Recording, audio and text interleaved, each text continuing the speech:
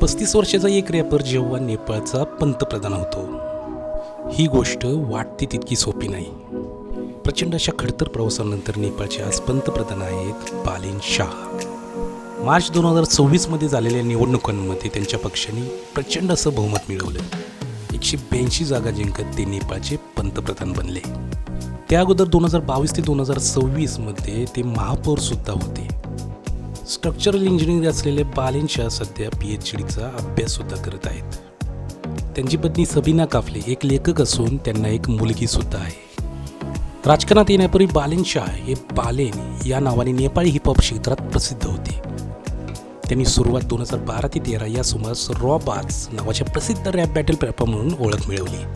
त्यांची प्रसिद्ध गाणी आहे मार्पाको मादिरा, लोकल अँथेम्स आणि गोरखाली रिजन. ही गाणी तरुणांमध्ये प्रचंड प्रमाणात फेमस आहेत. त्यांची शैली, त्यांच्या गाण्यांमध्ये अनेकदा सामाजिक प्रश्न, गरिबी आणि व्यवस्थेवर टीका असायची, ज्यामुळे त्यांची क्रांतिकारी तरुण अशी प्रतिमा तयार झाली. 2022 ते 2026 मध्ये काठमांडूचे महापौर असताना त्यांनी बरीच अशी महत्त्वाची कामं केली. त्यामध्ये अनधिकृत बांधकामावर हातोडा चालवणे, कचरा व्यवस्थापन सुधारणे आणि शहराचे सौंदर्यीकरण करणे अशी व्यवस्थित आणि भरपूर अशी कामे केली. त्यांच्या फील्डवर उतरून काम करण्याच्या पद्धतीमुळे ते खूपच लोकप्रिय झाले.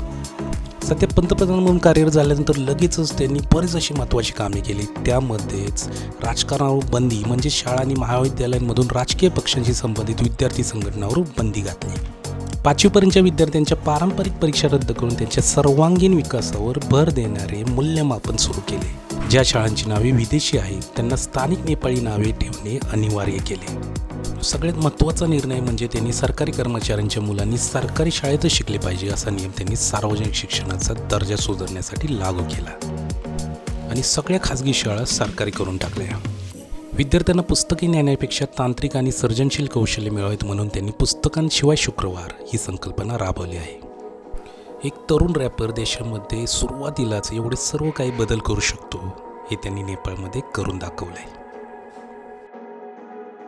आशा करूया की भारतात सुद्धा अशीच तरुण लोक पुढे येऊन भारताचे नेतृत्व करतील आणि भारताला एका नव्या प्रगतीवर वाटचाल करायला नेतील.